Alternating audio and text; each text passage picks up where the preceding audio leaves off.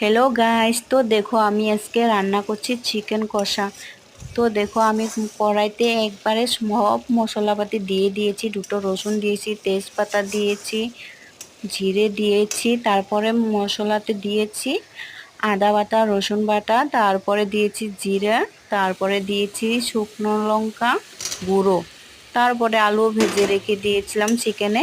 তারপরে দেখো চিকেনটা ঢেলে দিলাম আমি। তো দেখতে কিন্তু কালারটা কিন্তু অনেক দারুণ এসেছে দেখো গাইস। তো তোমাদেরকে কার কার তোমাদের ভালো লাগে চিকেন কষা খেতে আমাকে জানাইও, আমিও ভালোবাসি। তো আমি একটা পেঁয়াজরে 4 খণ্ড করে দিয়েছিলাম, তো এরকম খেতে অনেক দারুণ লাগে। তো তোমরা কে কে খেয়েছো আমাকে জানাইও, যারা যারা খাও নাই তোমরাও খেয়ে দেখো। তো দেখো আমার চিকেন কষা প্রায় হয়েই গেল। দেখো গোটা রসুন দিয়েছি। তো কেমন হয়েছে গাইস দেখো। তো এখন চলে যাচ্ছি।